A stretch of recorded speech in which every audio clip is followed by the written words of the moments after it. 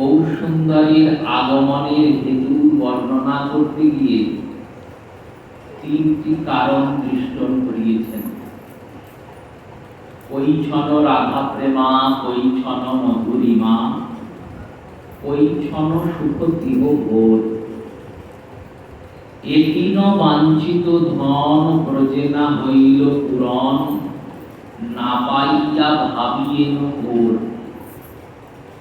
তখন ভাবিয়া মনে শ্রীরাধার স্বরূপ বিনে, এ বাঞ্ছা পূর্ণ প্রভু নয়।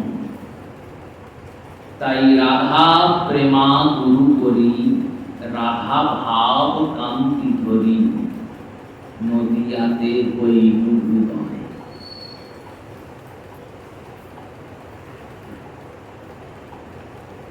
শ্রী ভগবান আনন্দ বন্দ সচ্চিদানন্দ ঘন শ্যাম সুন্দর মহাপ্রলয়কালে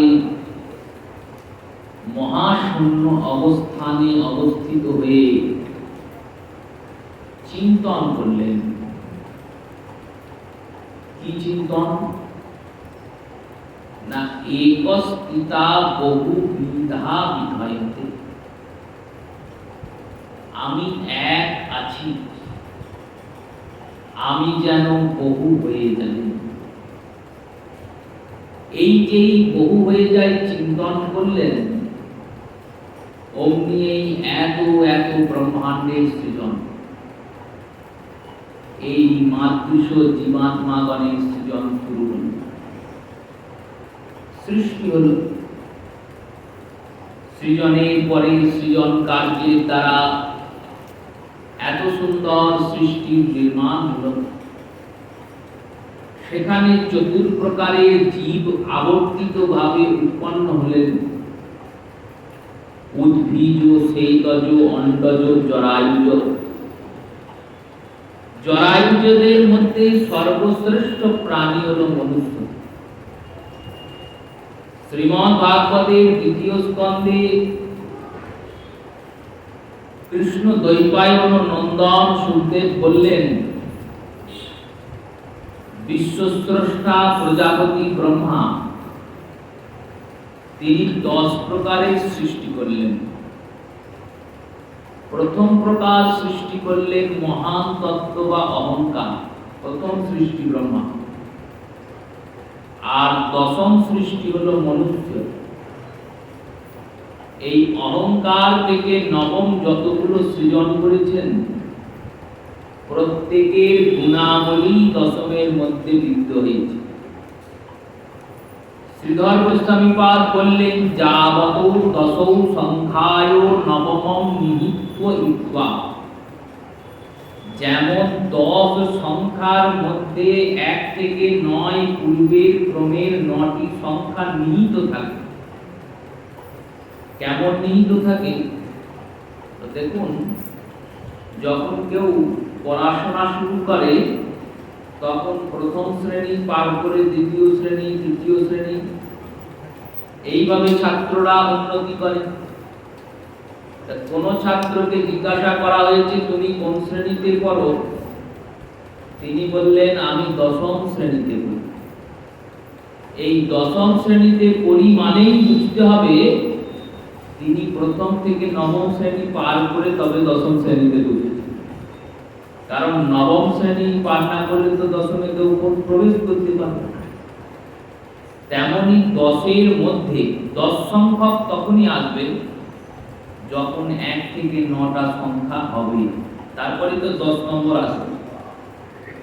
এই 10-এর মধ্যে যেমন 9টি সংখ্যা নিহিত হয়ে আছে, সুপ্ত হয়ে আছে, তেমনি এই 10ম প্রকারের যে মনুষ্য, এই মনুষ্যের মধ্যেও ব্রহ্মার ওই 10 প্রকারের সৃষ্টি নিহিত হয়ে আছে।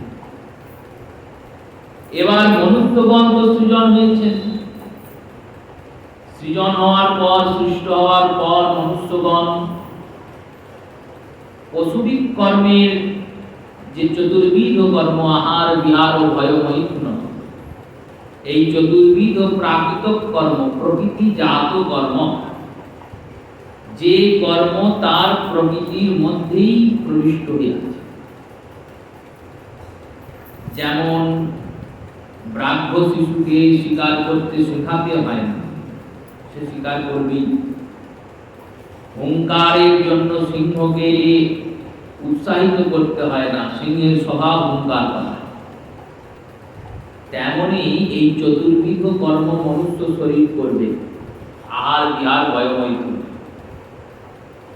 কিন্তু এর দ্বারা তো মনুষ্য শরীরের থেকে নিষ্কৃতি পাওয়া যাবে না, উপরন্তু তার পুনরায় জীবনচক্রে আবর্তন আবার শুরু।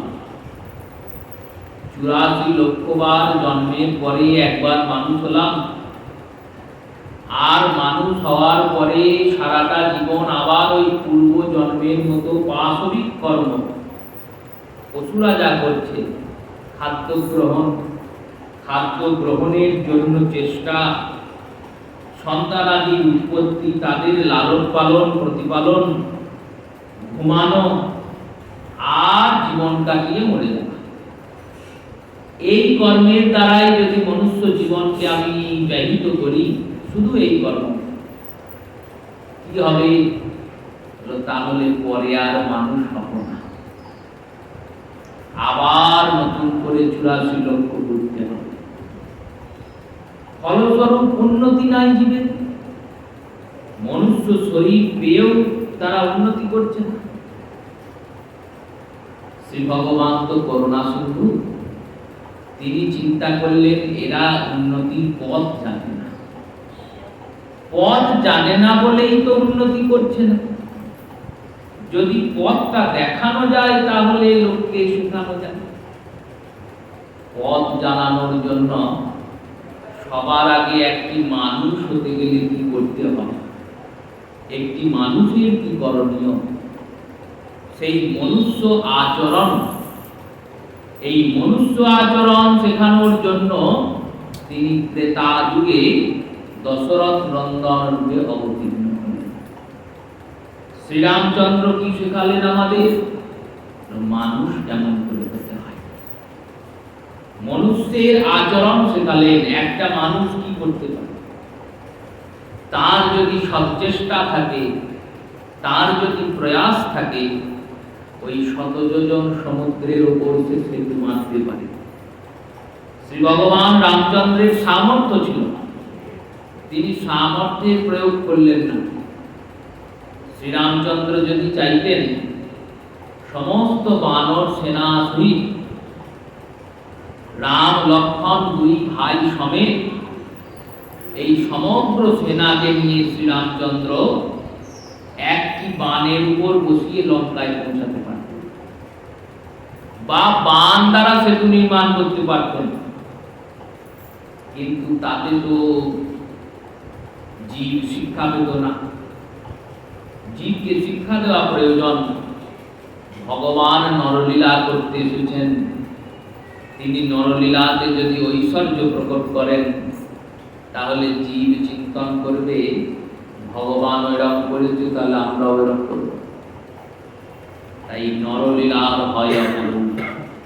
নরবৎ লীলা, যেমন মানুষ একটু একটু করে পরিশ্রম করে উন্নতি করে, তেমনি ওই একটা দুটো পাথর এনে তাকে লিখে জলে ফেলে সেতু বন্ধন করে কত রকমের পরিশ্রম, কত রকমের প্রয়াসের দ্বারা সীতাকে উদ্ধার করলেন। এবার দাপর যুগ এল। দাপর যুগে তিনি নিজে লীলা বিলাস করার জন্য সেই গোলক বৃন্দাবনকে সর্বপ্রথমে পৃথিবীতে স্থাপনা করলেন। আর পৃথিবীতে স্থাপনা করে বৃন্দাবন বিহারী, বৃন্দাবন চন্দ্র পৃথিবীতে আগমন করলেন। রাম অবতারের হেতু ছিল, কৃষ্ণ অবতারের হেতু, কৃষ্ণ অবতারের কোনো হেতু নাই। শ্রীমদ্ ভাগবতে সুখদেব গোস্বামী পাদ সূত্রাকারে কৃষ্ণ অবতারের মহিমা বললেন। শ্রীমদ্ ভাগবত 8ম স্কন্ধ 2য় অধ্যায় বললেন, দেখো ব্রহ্মাদি দেবগণ পৃথিবীকে সামনে রেখে মা পৃথিবী ধেনুরূপ ধারণ করেছেন, আর এই ধেনুরূপ ধারণ করে ভগবতীকে সামনে নিয়ে ধেনুরূপা পৃথিবীকে সম্মুখে নিয়ে পিছনে ব্রহ্মা, তার পিছনে শঙ্কর আদি দেবগণ মিলে গেলেন। কোথায় গেলেন? ক্ষীরনিধি পয়োনিধি গচ্ছতা, ক্ষীর সাগরে গেলেন। আর পয়োনিধি, পয় শব্দের অর্থ দুধ, নিধি মানে সাগর, দুধের সাগরেও গেলেন। ক্ষীর সাগর আর দুধের সাগর কি আলাদা? যদি আলাদা না হয় তাহলে এক জায়গার দুই নাম করার কি দরকার? কণ্টক নগরও যাহা কাটোয়াও তাহাই। কণ্টক নগরেও গেলেন, আবার কাটোয়াতেও গেলেন। একে তো বাক্যদোষ বলা হবে, কারণ একই স্থানে দুইটি নাম থাকতেই পারে। ভারতবর্ষ আমাদের দেশ, এই দেশেরই তো দুটো নাম। একটি ভারতবর্ষ, প্রাচীন শাশ্বত নাম, একটি পাশ্চাত্যদের দেওয়া নাম ইন্ডিয়া, একই দেশ। এবার আপনি যখন লিখবেন দুটো নামই লিখতে পারেন। সর্বতভাবে ইন্ডিয়ায় লিখতে হয় কোন স্থানে, ভারত লেখা যায় না। সেই রূপে এক দেশের যদি দুটো নাম হয়, দুটো নাম বলে এক দেশকে বোঝালে অকারণে একটি শব্দের ব্যয় হয়। এবার শব্দের ব্যয় করাই যায়, বাতুলতা করাই যায়, কিন্তু কোন আসরে এই ভাগবত হচ্ছে? যে আসরে এই ভাগবত শ্রবণ করানো হচ্ছে, সেই আসরে যিনি মূল শ্রোতা হয়ে শুনতে বসেছেন, তার হাতে গুণে 7 দিন সময়। 7 দিনের বেশি এক মুহূর্ত কালও না। এইরকম সুসাবধানী, এইরকম সময়ের মূল্য জ্ঞানকারী শ্রোতার সামনে অকারণে সময়কে যদি কেউ ব্যয় করে, সেই বক্তাকে কি বিজ্ঞ বলা যায়? তিনি তো মূর্খের পরিচয় দিচ্ছেন। কিন্তু খুব সাবধান, যে বক্তা এখানে বলছেন তিনিও তো সাধারণ নন। যেমন শ্রোতার হাতে সময় নাই, যেমন শ্রোতা স্বয়ং অর্জুনের নাতি পৌত্র, অভিমন্যুর পুত্র, ধর্মরাজ যুধিষ্ঠিরের পৌত্র, ধর্মধুরন্ধর সম্রাট মহারাজ পরীক্ষিত, তেমনি বক্তাও দেশে সাধারণ নন। স্বয়ং ভগবান ব্যাসনন্দন শুনতে, তাই তিনি অকারণে বাক্য ব্যয় করবেন না। এখানে বিশ্বনাথ চক্রবর্তীপাদ বললেন, একই শ্লোকের মধ্যে দুটি শব্দের উল্লেখ এই কারণেই হয়েছে, দুটি জায়গা পৃথক পৃথক। ক্ষীরনিধি মানে ক্ষীরসাগর, আর পয়োনিধি কি আলাদা স্থান। ক্ষীরনিধিতে প্রথমে এনারা গেলেন সবাই মিলে। ক্ষীরসাগর অর্থে বৈকুণ্ঠ, যেখানে ভগবান অনন্ত শয্যাতে ভগবান বিষ্ণু শয়ন করেন। জগতের ভার হরণ করার জন্য তিনি যুগে যুগে আগমন করেন। সেই ক্ষীরনিধিতে গমন করলেন। ক্ষীরোৎসাহী ভগবান শ্রীবিষ্ণু বললেন, আমার দ্বারা সব অসুর বধ হবে, কিন্তু কংস বধ হবে। এই কংসকে বধ করার জন্য যদি স্বয়ং ভগবান অবতীর্ণ হন, তবেই কংসের বধ সম্ভব। এর পরিপূর্ণ ব্যাখ্যা গর্গ সংহিতা করছেন। ভগবান বিষ্ণুর সহিত দেবতারা মিলিত হলেন এবং ব্রহ্মলোকের উপরে, বৈকুণ্ঠের আকাশের উপরে, বৈকুণ্ঠের তো আকাশ আছে, এই লোকগুলো কেমন জানেন তো? আমরা কল্পনা করি, আমরা মনে মনে ভাবি এই পৃথিবী খুললেই পাতালে পৌঁছে যায়। তা কিন্তু নয়। এই পৃথিবী একটি আলাদা লোক, এই আলাদা লোক মানে হলো আলাদা গ্রহ, যেমন আলাদা স্থান, তেমনি ওই নিচে যে তলগুলি আছে, ওই পাতাল থেকে শুরু করে একবারে রসাতল, পাতাল, ক্ষিতল, তলাতল, মহাতল, সুতল, প্রত্যেকটি পৃথক পৃথক অবস্থান আছে। আর এই অবস্থান থেকে অবস্থানের দূরত্ব কত? শত শত যোজন আলোকবর্ষ, যাওয়াই সম্ভব নয় কোনো দিব্য বেগ ছাড়া। মনুষ্যদের দ্বারা কোনো বিমান উৎপন্ন করা সম্ভব নয় যে বিমানের দ্বারা চলে যাবে, দিব্য বেগ চাই, সাধারণ বেগে যাবে না।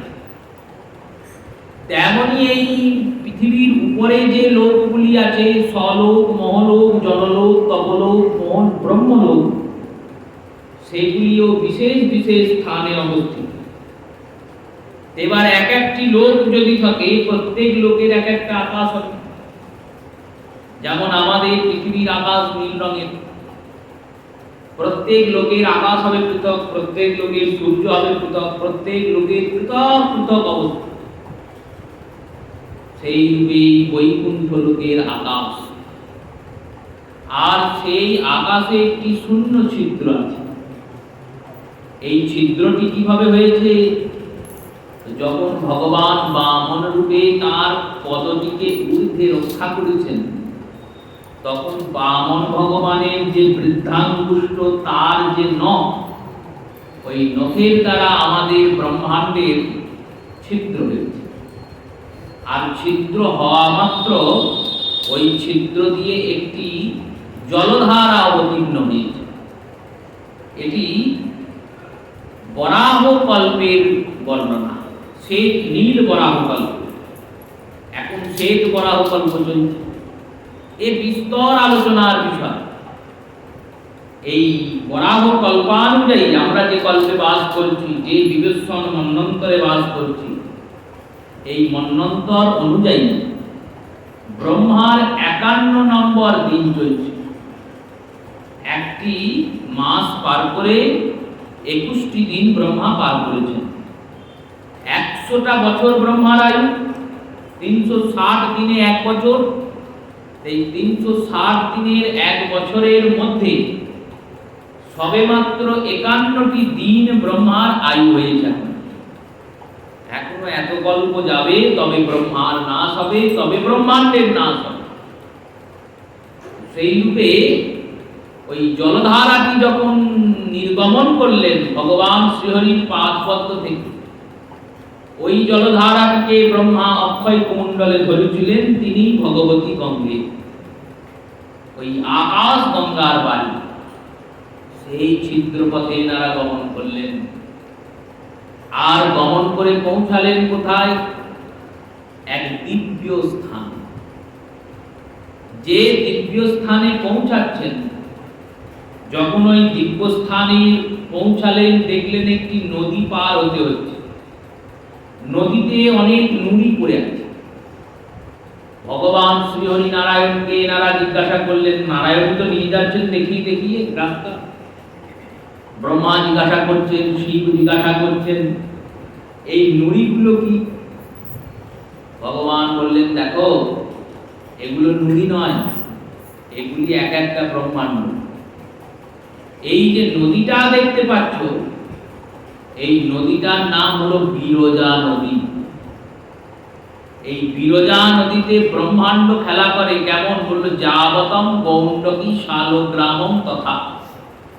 যেমন গৌণ্ডকী নদীতে, নেপালে যে নদী অবস্থিত, এই গৌণ্ডকী নদীতে যেমন শালগ্রাম খেলা করে, নুড়িগুলি শালগ্রাম। যাবতম নর্মদে শিবলিঙ্গম, যেমন নর্মদা নদীতে শিবলিঙ্গ খেলা করে, তেমনি এই বিরজা নদীর মধ্যে নুড়ির আকারে ব্রহ্মাণ্ড খেলা। ওই এক একটি ব্রহ্মাণ্ডের মধ্যে এক একজন ব্রহ্মা, বিষ্ণু, মহেশ্বর নিযুক্ত আছে। এক একটি ব্রহ্মাণ্ডে আবার 14 বা তারও অধিক ভুবন অবস্থিত। আর প্রত্যেক ভুবনের প্রত্যেক রকম সৃজন। এই এত বিস্তারিত ব্রহ্মাণ্ডের অবস্থান, আর এই এত বিস্তারিত ভগবান ভগবানের সৃষ্টি। সেই বিরজা নদী পার হয়ে একটি অপরূপ ধামে এনারা পৌঁছালেন। সেখানে দেখলেন এক বিরাট মহল। মহলটি কেমন না, 1008টা পদ্মফুলের যদি পাপড়ি হয়, সেই 1008টা পদ্মফুলের পাপড়ি পুঞ্জা, তার মাঝে মাঝে পাপড়ি। সেই পুঞ্জাক্ষযুক্ত অপরূপ সুন্দর পদ্মফুলটি যদি পরিপূর্ণ বিকশিত হয়, সেই বিকশিত পদ্মফুলটিকে যেমন দেখতে লাগবে, তেমনই এই মহলটির শোভা। অনন্ত দরজা, প্রত্যেক দরজায় ওই মহলের মাঝ বরাবর পৌঁছাচ্ছে। এনারা যে দ্বার দিয়ে প্রবেশ করলেন, সেই দ্বারের রক্ষাকারী দেবতা হচ্ছেন শঙ্কর্ষণ। এই শঙ্কর্ষণের দরজা দিয়ে এনারা প্রবেশ করলেন। এইবার প্রবেশ করার পরে যে পথ দিয়ে এনারা যাচ্ছেন, সেই পথে দুধারে দেখছেন, এক ধারে অনন্ত অনন্ত কোটি কোটি ব্রহ্মা বিষ্ণু মহেশ্বর, আর এক ধারে অনন্ত কোটি লক্ষ্মী সরস্বতী আর দুর্গা। এনারা করজোরে ভগবান শ্রী গোবিন্দ ও রাধারানী স্তুতি গাইছেন। জিজ্ঞাসা করলেন, এরা তো সব আমাদের মতোই দেখতে, এরা কারা? ভগবান বললেন, এনারা ওই ওই ব্রহ্মাণ্ডের ব্রহ্মা বিষ্ণু মহেশ। এনারা প্রতিদিন সন্ধ্যাবেলায় সকালবেলায় দুবার করে আসেন ভগবানের দরজায়, এসে ভগবানকে দর্শন করেন, ভগবানের স্তুতি গান, বন্দনা করেন, বন্দনা করে নিজ নিজ স্থানে চলে যান। পৌঁছালেন সেই অপরূপ মনোমোহন স্থান। সেই স্থানে গিয়ে দর্শন করলেন গিরিরাজ গোবর্ধনের 12 কাননের 64 উপকাননের, রাধাকুণ্ডে শ্যামকুণ্ডের এই অপরূপ শোভা দর্শন করতে করতে সেই অপরূপ স্থানের মধ্যমণি বৃন্দাবনের সেই যোগপীঠ রম্যস্থানে পৌঁছালেন, যেখানে বিশাল আকারের কদম্ব বৃক্ষ, আর সেই কদম্ব বৃক্ষের তলায় রত্ন সিংহাসন, আর সেই সিংহাসনে যুগল কিশোর আরোহিত বসে। সখীরা সেবা পরায়ণা হয়ে সেবা করছেন। এই স্থানে যখন পৌঁছালেন, জিজ্ঞাসা করলেন এই স্থানের নাম কি? বললেন এই স্থানের নাম গোলক, গোলক বৃন্দাবন। এই স্থানেতেই আমাদের যেতে হবে, শুধুমাত্র ওই দেবতাদের যেতে হবে নয়, জগতে যতজন জন্মিয়েছেন, জন্মাচ্ছেন এবং জন্মাবেন, প্রত্যেকেই যেতে হবে। প্রত্যেক এই যাওয়ার জন্য যে প্রস্তুতির জন্য সময় লাগবে। কালকে যদি বলা হয় কালকে কলকাতা যাবে, তাহলে একটা রাত তো তাকে সময় দিতে হবে পরিকাজ করার জন্য। তেমনি ভগবান আমাদের সময় দিয়েছেন। এই সময়টির নামই জীবন। এই জীবনভর প্রস্তুতি করতে হয়।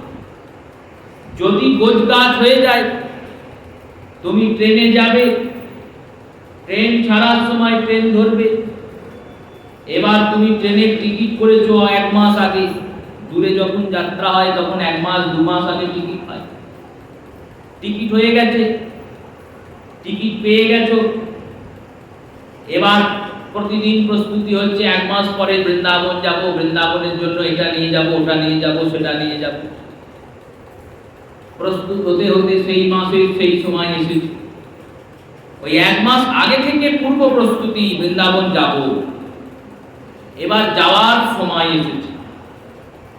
আর যাওয়ার সময় আসার পরে তুমি সব গুছিয়েছো, গোছগাছ করেছো, সব কিছু নিয়েছো, নিয়ে স্টেশন পৌঁছে গেছো। একবারে ট্রেন সামনে দাঁড়িয়ে আছে, এবার ট্রেনে উঠবে।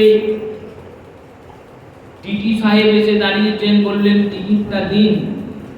এবার তুমি ব্যাগ খুঁজছো, মনে করেছে সব কিছুই তো নিয়েছি, কিন্তু টিকিটটাই নিই না।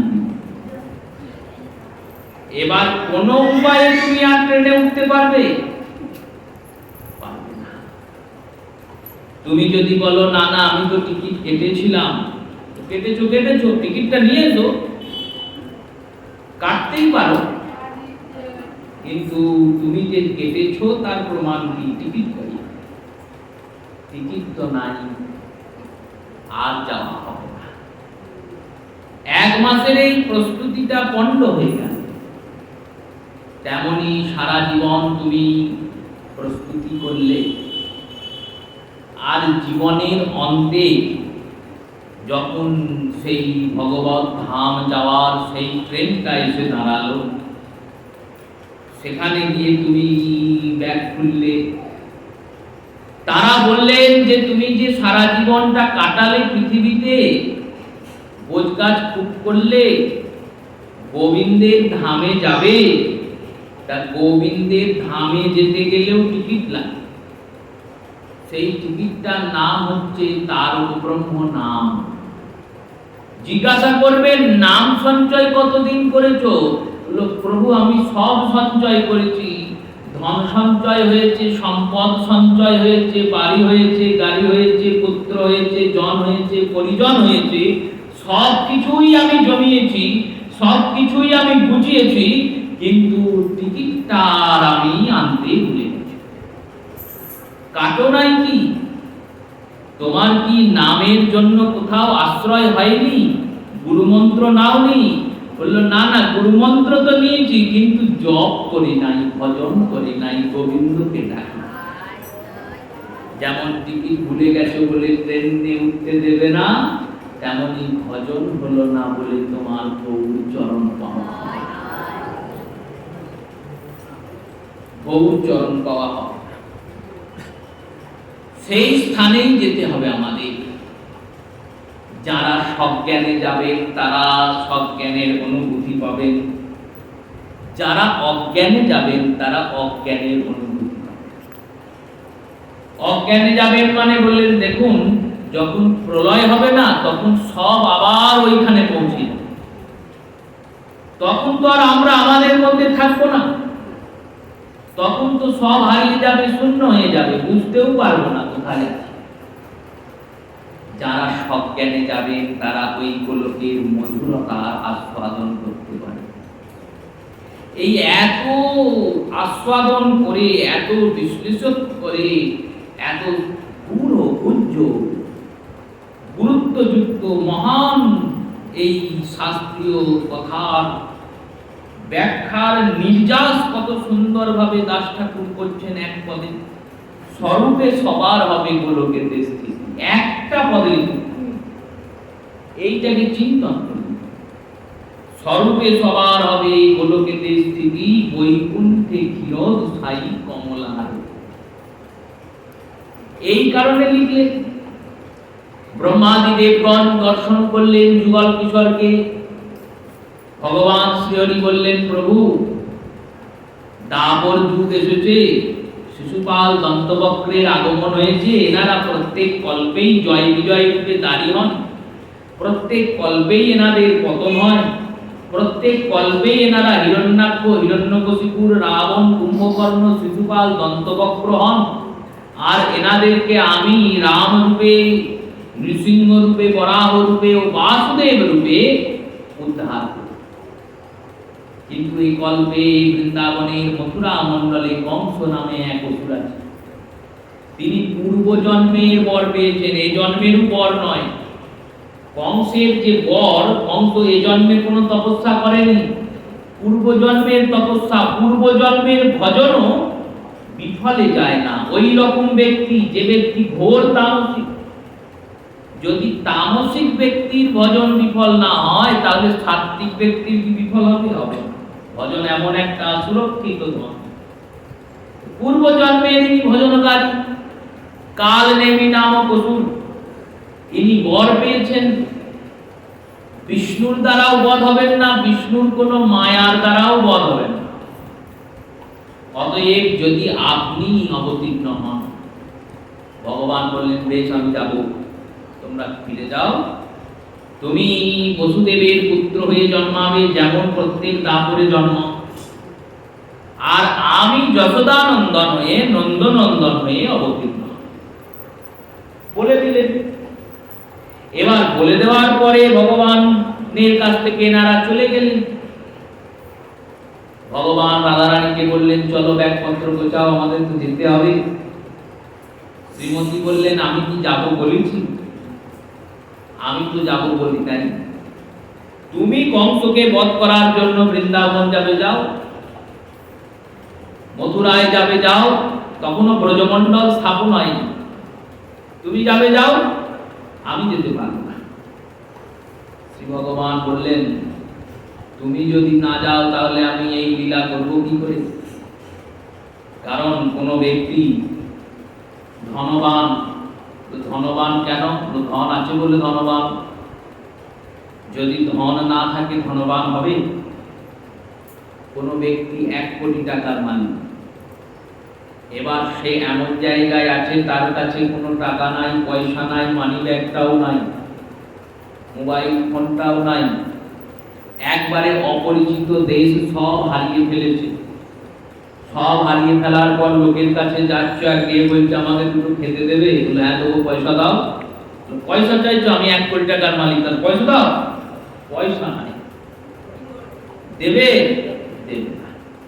কাঙালের মতো ঘুরতে হবে, কেন? বলো ধন কাছে নাই, তাই ধনবানের কোনো পরিস্থিতিও নেই, ধনবানের কোনো মূল্যও নাই। ধন থাকলে ধনবানের মূল্য, যশ থাকলে যশবানের মূল্য। যশ আছে তাই যশবান, ধন আছে তাই ধনবান, তো তেমনি শক্তি আছে তাই শক্তিমান। শ্রীমতী যদি না থাকেন, বিশ্বভানু নন্দিনী যদি লীলাতে উপস্থিত না থাকেন, ভগবানের তো শক্তি নাই। শক্তি নাই, ভগবান কি করবেন? কিছু করতে পারবেন? পারবেন না। তাই তুমি না গেলে আমি লীলা কি করে করব? অতএব যেতে হবে। শ্রীমতী বললেন, দেখো ওই কংসবধ করার জন্য আমি যাব না, কারণ কংসবধ করা আমার কর্ম নয়। ভগবান শ্যামসুন্দর গোলক বৃন্দাবনে কি করেন? বলল, নিত্য বিহার করেন। কেমন বিহার? ভক্তদের আনন্দ দান করেন আর নিজে আনন্দ পান। কোন ভক্ত ভগবান ওই মারধার করছেন, রথে বসে ধনুক বাণ নিয়ে যুদ্ধ চালাচ্ছেন, যুদ্ধ করছেন, এসব দেখতে ভক্তদের ভালো লাগে? কি ভালো লাগে? বলে দুটো মালা গাঁথবো, গেঁথে গৌরদের পরাবো। গৌর সুন্দর যখন পড়বেন তখন দেখতে ভালো লাগবে। গাঁথিয়া মালতীর মালা দেব দোহার গলে, অধরে তুলিয়া দিব কর্পূর তাম্বুল। কত বিলাস সাধকের! রাধা কৃষ্ণ প্রাণ মোর, যুগল কিশোর, জীবনে মরণে গতি আর নাহি। কালিন্দী কুলে কেলি যমুনার, কালিন্দী কুলে কেলি কদম্বের বন, রতন বেদীর উপর বসাবো দুজন। শ্যাম করি অঙ্গে দিব চুয়া চন্দনের গন্ধ। এই অভিলাষ, সেবা অভিলাষ। শ্যাম করি অঙ্গে দিব চুয়া চন্দনের গন্ধ, চামর ঢোলাবো তোহে হেরি মুখ চন্দন। এই সেবা করে ভক্তের আনন্দ, আর সেবা গ্রহণ করে ওই ভক্ত আনন্দিত হয়ে প্রসন্ন চিত্তে যখন চামরটা ঢোলাচ্ছে প্রভুকে দেখতে দেখতে। শ্যাম করি অঙ্গে দিব চুয়া চন্দনের গন্ধ, চামর ঢোলাবো তোহে হেরি মুখ চন্দ্র। ওই দুটো চাঁদ, একটি ভানুকুলো চাঁদ আর একটি নন্দকুলো চাঁদ, এই শ্যামচাঁদ আর রাধারানী, এই বিশ্বভানু নন্দিনী আর শ্রীগোবিন্দ, এই দুজনের মুখচন্দ্র দেখে দুজন দুজনাকে দেখে হাসছেন। আর এই দুজনের হাসি দেখে ভক্ত হাসছে, আর ভক্তের হাসি দেখে গোবিন্দ আনন্দে হাসছেন। এই হলো সেবা অভিলাষ। এই অভিলাষে অভিলাষিত শ্যামসুন্দর। তিনি এই সমস্ত শত্রু দমন, ধর্মের স্থাপন, অধর্মের বিনাশ, এসব ভগবান করেন না। কেন করেন না? বলল, নিত্য বস্তুর আবার বিনাশী কি আর অবিনাশী বা কি? যাহা নিত্য তার অবিনাশী বা কি আছে আর বিনাশী বা কি আছে? দৃষ্টান্ত দিচ্ছেন, দেখুন বিশ্বনাথ চক্রবর্তী পাল বলছেন, দেখো স্বর্ণকারের দোকানে যাবে, দেখবে অনেক রকম অলংকার আছে, আংটি আছে, গলার হার আছে, মাথার টিকলি আছে, সব সোনা দিয়ে তৈরি। আমাদের কাছে সব আলাদা আলাদা অলংকার। আমরা ভাবি দেখো আংটিটা কি সুন্দর, দেখো টিকলিটা কি সুন্দর, হারটা কি সুন্দর। কিন্তু যিনি জ্ঞানী তার কাছে সবই সোনা। তিনি জানছেন টিকলিটাও সোনার একটা বস্তু, ওটাও সোনার একটা বস্তু, ওটাও সোনার একটা বস্তু, গলিয়ে দাও সোনা হয়ে যাবে।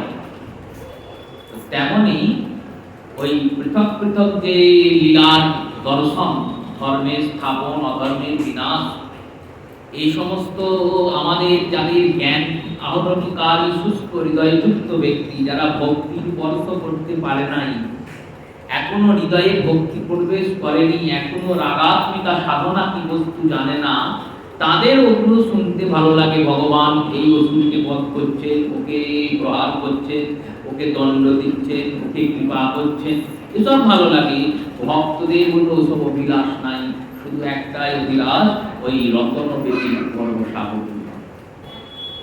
শ্যাম করি রঙ্গে দিব চুয়া চন্দনের গন্ধ, চামর ঢোলাবত দেখেলি মুখ চন্দ্র, গাঁথিয়া মালতীর মালা দেব দোহার তলে, অধরে তুলিয়া দিব কর্পূর তাম্বু। এই সেবার অভিলাষ ভক্ত। ভক্ত আরো উচ্চ বস্তু পেয়েছেন, ভগবানকে হাতে করে ফেলেছেন, একবারে নিকটে করে ফেলেছেন, সেবা করছেন মনের আনন্দ। এই সেবার মাধ্যমে তার প্রেম প্রাপ্তি হচ্ছে, আর সেবা গ্রহণ করে ভগবান ভক্তকে কৃপা দান করছেন। এই ভক্ত ভগবানের বিনোদন লীলা, এই লীলার আস্বাদন গোলকে বসে গোলক বিহারী করেন। শ্রীমতী বললেন, দেখো এই প্রেমাস্বাদন করার জন্য আমি বৃন্দাবনে যেতে পারি, তবে যাব তখনই যখন বৃন্দাবন পৃথিবীতে যাবে, যেখানে গোবর্ধন নাই। এইভাবে উল্লেখ করেছেন শ্রী গর্গ সংহিতাতে গোবর্ধন কাণ্ডে, গোবর্ধন খণ্ডে, যত্র গোবর্ধন নাস্তি রাধা কুণ্ডং তথা, তত্র গচ্ছে তয়ন্নত্র নপ্রত্য পশ্যতং তবা। শ্রীমতী বললেন, দেখো যেখানে গোবর্ধন নাই, রাধা কুণ্ড নাই, শ্যামকুণ্ড নাই, যমুনা নাই, বৃন্দাবন নাই, সেখানে আমি যাব না। ভগবান একটি একটি নিধিকে বৃন্দাবনে স্থাপনা করলেন। আমরা যে বৃন্দাবনে নিধিগুলি দিয়ে দর্শন করি, সেগুলি সামান্য বস্তু নয়, চিন্ময় বস্তু। ভগবানের যে ধাম, বারবার হরিকথা বক্তারা, প্রবক্ত বক্তারা বস্তুকে নিত্য বলেন। চতুর্বস্তু, চারটি বস্তু নিত্য, পৃথিবীর মধ্যে সব অনিত্য।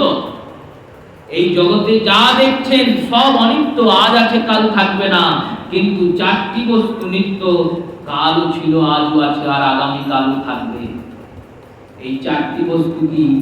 প্রথম হলো ভগবানের নাম, দ্বিতীয় হলো ভগবানের ধাম, তৃতীয় হলো ভগবানের লীলা, আর চতুর্থ হলো ভগবানের এই শ্রী বিগ্রহ। এই চারটি বস্তু নিত্য বস্তু। আমরা ভাবছি এই গৌর সুন্দর বিগ্রহ পেলাম সরকার ঠাকুরের হাত ধরে, বড় ঠাকুর বড় রূপ কহনে না যায়, যার রূপে তিন ভুবন ভুলায়। এই লীলা আজকের লীলা নয়, এ কল্পের লীলা নয়, কল্প কল্পের লীলা। যখনই ভগবান শ্যাম সুন্দর রাস করবেন, তখনই গৌর সুন্দর আসবেন, তখনই কাটোয়া ধাম প্রকট হবে, তখনই প্রভু আসবেন, সন্ন্যাস নেবেন, আর তখনই সন্ন্যাসের পর আমরা গৌর রূপ দেখব।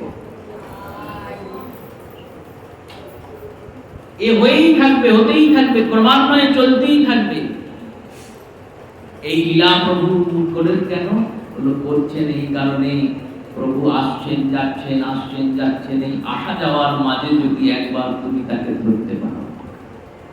এই ধরার জন্যই তো মনুষ্য শরীর, গোবিন্দকে ধরতে পারার জন্য ভগবান শ্যাম সুন্দর এলেন, নিজের প্রেম আস্বাদন করলেন।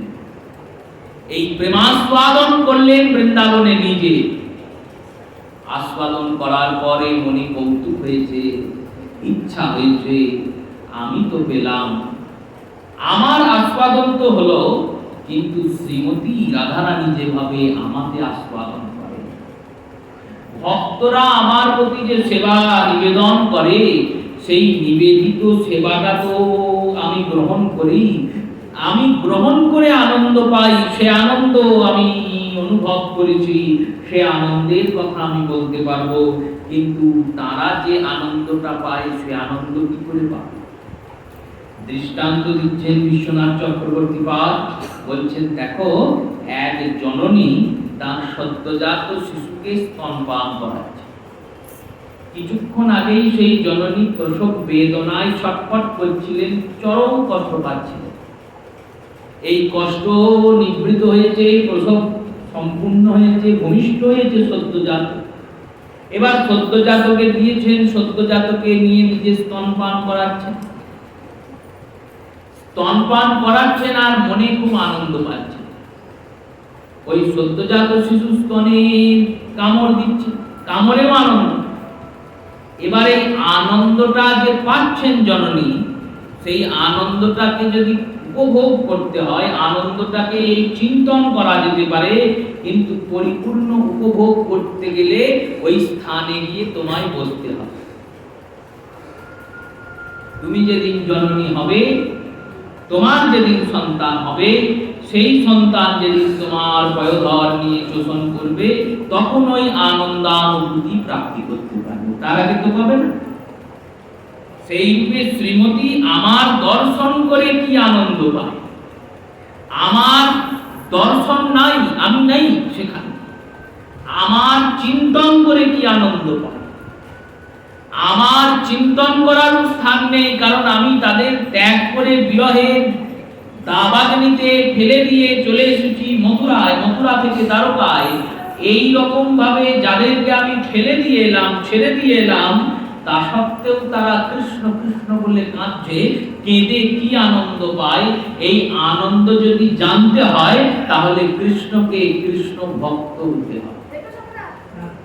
আবার ছোটখাটো ভক্ত হলে হবে না, ওই রাধারানীর আনন্দের আস্বাদন করতে গেলে আপামর আপাদমস্তক রাধারানী হতে হবে, বিরহ সাগরের উপভোগ করতে হবে, তবে তো এই উপলব্ধি পাওয়া যাবে। তাই রাধা ভাব কান্তি হই, রাধার ভাব কান্তি তো ধরেছেন, বলল ভাব কান্তিতে হবে না শুধু, রাধা ভাব কান্তি তো গলাধরের, রাধা ভাব কান্তি তো নিতাইচাঁদের, রাধা ভাব কান্তি তো অদ্বৈতের, সবাই তো গৌর, কেউ তো কৃষ্ণ নন, কেউ তো কালো রঙের নন, পঞ্চতত্ত্বই তো ফলসা, সবাই গৌর। ইনি কাঞ্চন বর্ণা, গদাধর কেমন বললেন, উনিও কাঞ্চন বর্ণা, উনি স্বয়ং রাধারানী। কিন্তু শ্রীমতীর অন্তঃকরণের যে বিরহ, সেই বিরহটি গদাধরের মধ্যে নাই, সেই বিরহটি আমার গৌর সুন্দর নিয়ে নিয়েছেন, বিরহটিকে নিয়েছেন। এই অবতারে তিনি গদাধরকে বিরহ দিচ্ছেন না, গদাধরকে মিলন সুখ দিচ্ছেন। কেমন মিলন সুখ? নীলাচলে নিজে থাকতেন সন্ন্যাসী হয়ে, নীলাচলেই গদাধরকে রেখে দিয়েছেন টোটা গোপীনাথ। গদাধর যখন টোটা গোপীনাথের সেবা করছে, তখন গোপীনাথের মধ্যে তিনি গৌর গোপীনাথকে দেখছেন। ওই গোপীনাথের মধ্যেই তার গৌর সুন্দরের সেবা হচ্ছে। প্রত্যেক দিন সন্ধ্যাবেলাতে গদাধরকে ডেকে পাঠাচ্ছেন, গদাধর এসে ভাগবত পরিবেশন করছেন, গৌর সুন্দর নিজে শুনছেন। আর শোনার পরে যখন রাত্রি হচ্ছে, সব ভক্তরা চলে যাচ্ছে, গম্ভীরাতে দুজন ভক্ত আসছেন। একজনের নাম রামানন্দ রায়, আর একজনের নাম স্বরূপ দামোদর। এই দুজন এসে বসছেন প্রভুর নিকটে। প্রভু বলছেন, দেখো, আজকে আমায় কৃষ্ণের কোন অপরূপ কথা শোনা। কোন কথা শোনাবে? 5টা গ্রন্থ আছে, যে 5টা গ্রন্থ এনারা পরিবেশন করেন গৌর সুন্দরের। কোন 5টি গ্রন্থ? চণ্ডীদাস বিদ্যাপতি রায়ের নাটক গীতি, কর্ণামৃত গীত গোবিন্দ, স্বরূপ রামানন্দ শনে মহাপ্রভু শোনেন রাত্র দিনে, তাহাতে প্রভুর পরম আনন্দ। চণ্ডীদাসের পদ, বিদ্যাপতির পদ, রামানন্দ রায়ের একটি নাটক, নাটকটির নাম কি? জগন্নাথ বল্লভকম। এই জগন্নাথ বল্লভকম নাটকটিতে দ্বারকা লীলার পরিবেশন, কিন্তু দ্বারকা লীলাতে দ্বারকাধীশের বৃন্দাবন চিন্তন। এই জগন্নাথ বল্লভকম এমন নাটক। দ্বারকাধীশ গোবিন্দ তিনি রুক্মিণী সত্যভামার সম্মুখে অবস্থিত, চিন্তন করছেন কি? বলল বৃন্দাবন। নাটকের নাম দ্বারকাধীশ দিলেন না কেন? দ্বারকাধীশের নাম দিয়ে, কৃষ্ণের নাম দিয়ে জগন্নাথ দিলেন কেন? এইভাবেই তো আমরা জগন্নাথকে পেয়েছি। জগন্নাথ রূপ কেন হয়েছে প্রভুর? কৃষ্ণের বৃন্দাবনের বিরহে এই রকম রূপ পেয়েছে। বৃন্দাবনের চিন্তনে, ব্রজমাধুরীর আস্বাদনে, ব্রজমাধুরীর চিন্তন করতে করতে, ব্রজমাধুরীর আস্বাদন, প্রেমের কতটা ক্ষমতা! জ্ঞান অজ্ঞকে বিজ্ঞ করে, জ্ঞানের দ্বারা অজ্ঞ বিজ্ঞ হয়, মূর্খ পণ্ডিত হয়। ভক্তি কি করে? ভক্তি মানুষকে ভক্ত করে। জ্ঞানের থেকে ভক্তি বড়। ভক্তি কি করে? বললো মানুষকে ভক্ত করে। ভক্ত মানুষের থেকে বড়। কেন? দেখুন, যার অধীনে ভগবান হয়ে যায় তিনি কি সাধারণ? মম ভক্ত পরাধীনাম, আমি ভক্তি পরাধীন। কেন? ভক্তরা আমাকে অধীন করে রেখেছে। যাকে অধীন করেছেন ভগবানকে অধীন। ভক্তি মানুষকে ভক্তি পরিণত করে। আর প্রেম কি করে? প্রেম ভগবানকে ভক্তি পরিণত করে। প্রেমের এটা ক্ষমতা। ভক্তির জাত ফল তো। প্রেম কি করে? বললো ভগবানকে ভক্ত করে দেয়। যিনি ভগবান, স্বয়ং ভগবান, তিনি ওই ভগবানের সেই উচ্চ স্থান থেকে অবতীর্ণ হয়ে একবারে নিচে নেমে এসে ভক্তদের সঙ্গে নিজের নাম গান, নিজের নাম করেন আর নিজের নামই প্রচার করেন। এই ক্ষমতা একমাত্র প্রেমের আছে। কোন প্রেমের? ব্রজ প্রেমের। জগন্নাথ বল্লভকম নাটক, রায়ের নাটক গীতি, কর্ণামৃত গীত গোবিন্দ, কর্ণামৃত আর গীত গোবিন্দ, এইগুলি যখন প্রভুকে শ্রবণ করানো হয়, মহাপ্রভু বিরহিণী শ্রীমতীর মতো কাঁদতে শুরু করেন। কাঁদতে কাঁদতে অচেতন হয়ে যান।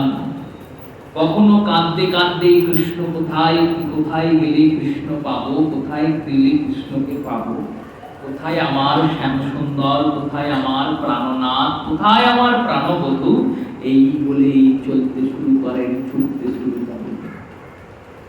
জালিয়া যারা জেলে, তাদের মতো ঘোর তামসিক ব্যক্তি, যারা দিনরাত মৎস্য আহার করে, মাছ তোলে, মাছ বেচে, যাদের মধ্যে ভজনও নাই, সাধনও নাই, কিচ্ছু নাই, প্রভুকে কৃষ্ণ কৃষ্ণ বলতে বলতে সমুদ্রে ঝাঁপ দিয়েছেন।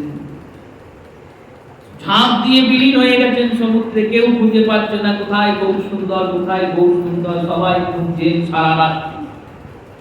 সমুদ্রের ওই সুবিশাল ঢেউয়ের মধ্যে যে প্রভু কোথায় হারিয়ে গেলেন কেউ পাচ্ছে। জালিয়ারা, জেলেরা রাত্রে মাছ ধরতে গেছেন, মাছের জালে মহাপ্রভু আটকে। অনেক ভারী ভারী কিছু লেগেছে জালে। তারা ভাবছেন অনেক বড় মাছ পাওয়া গেছে, অনেক বেশি মাছ তুলেছেন। তুলে দেখছেন এক নবীন সন্ন্যাসী, অরুণ বসনধারী, আর স্বর্ণের মতো যার অঙ্গকান্তি, সেই উজ্জ্বল বরণ গৌর বর দেহ, বিলসিত নিরবধি নাম বিদু, সেই বিলাসকারী গৌর সুন্দরকে দর্শন করছেন। হাতে করে জালগুলোকে খুলেছেন। এই জালগুলোকে খুলতে গিয়ে গৌর সুন্দরের অঙ্গস্পর্শ হয়েছে। তো এই অঙ্গস্পর্শ মাত্রে তাদের মধ্যে কৃষ্ণ প্রেম অন্তঃকরণে এমন এসেছে, চোখ থেকে অনর্গল জল পড়ছে, আর হা কৃষ্ণ প্রাণ কৃষ্ণ বলে জেলেরা কাঁদছে না। প্রভুর ঐশ্বর্য এমন, যেমন পরশমণিকে কেউ জেনে অজান্তে না জানতে পরশ করলেও সেই লোহাকে সোনা করে দেয়, তেমনি গৌর পরশে এই রকম অপাত্ররাও কৃষ্ণ ভক্তি রস পাত্র হয়ে যায়। প্রবোধানন্দ বলছেন, এই গৌর সুন্দরের অবতীর্ণতার দ্বারা এইভাবে প্রেমের প্রকাশ হয়েছে। কেমন প্রকাশ হয়েছে জানো? মূর্খরা জ্ঞানীদের পূজনীয় হয়ে গেছে। যারা জ্ঞানী ছিল তারা মূর্খদের পুজো করছে। কি করে করছে?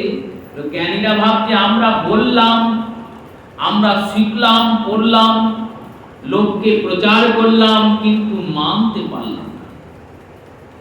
দেখুন, কোন বস্তুকে জানা খুব কঠিন, জানার জন্য অনেক পরিশ্রম করতে হয়, অনেক গ্রন্থ অধ্যয়ন করতে হয়, শাস্ত্র অধ্যয়ন করতে হয়।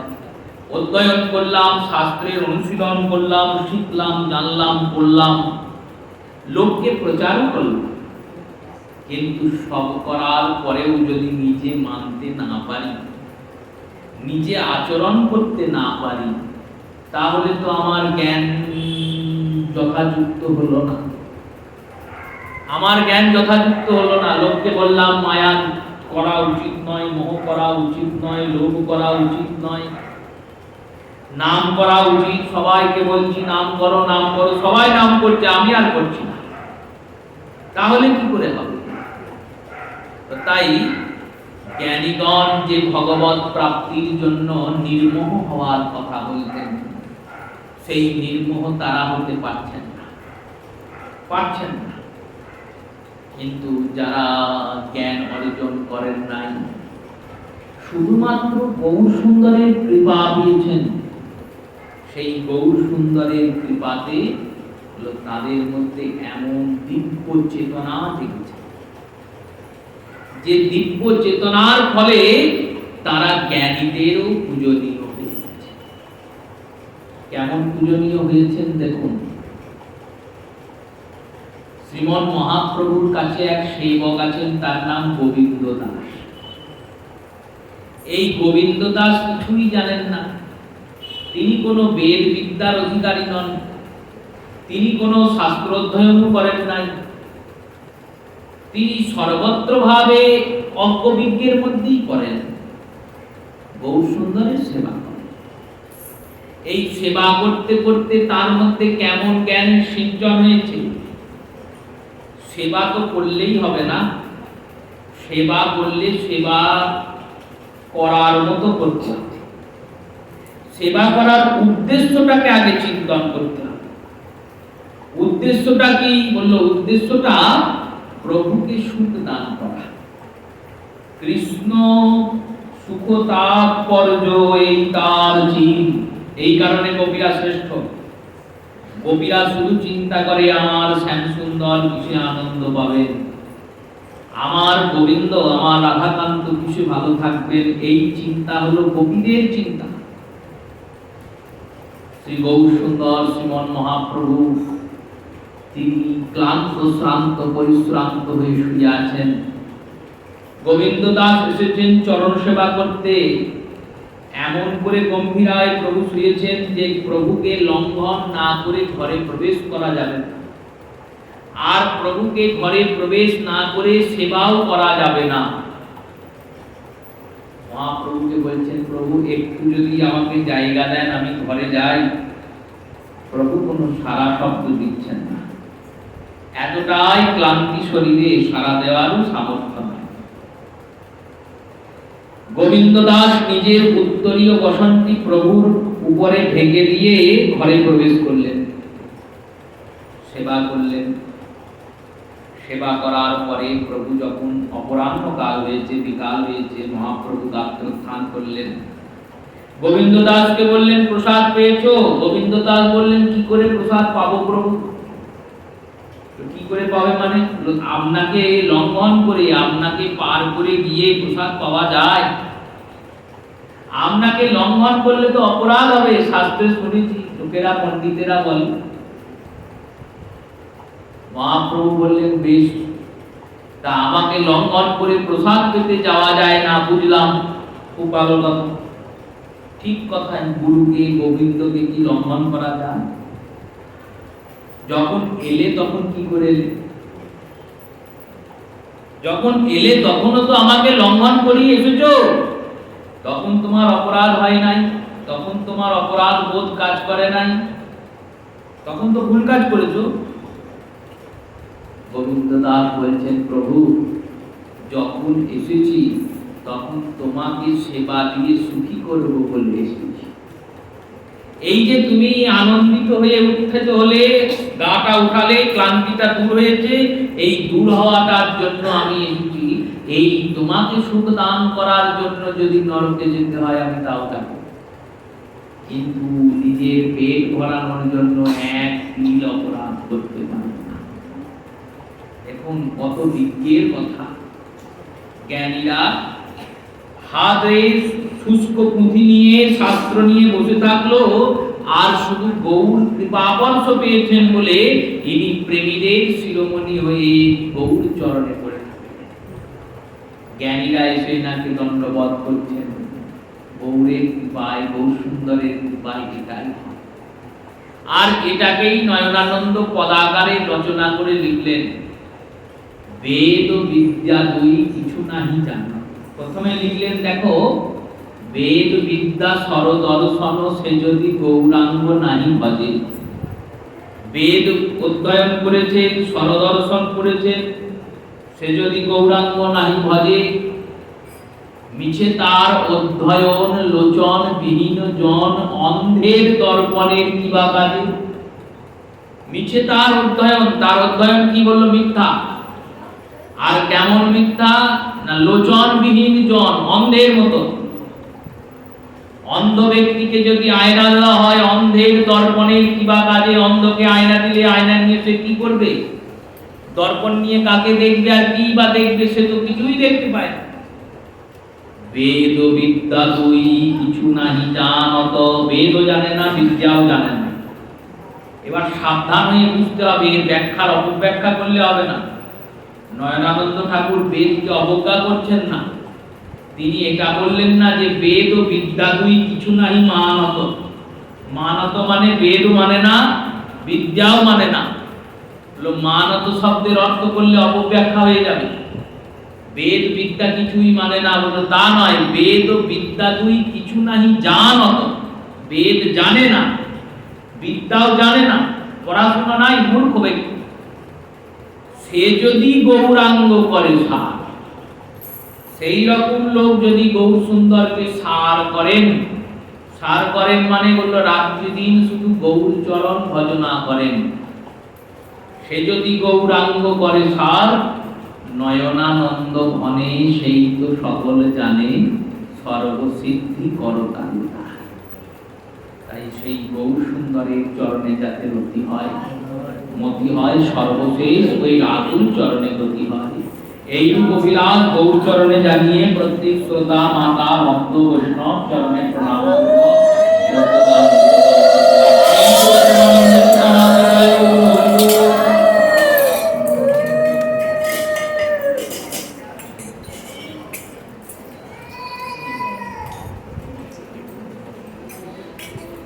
জয় জয় রাধে কৃষ্ণ গোবিন্দ, জয় জয় রাধে কৃষ্ণ গোবিন্দ, রাধে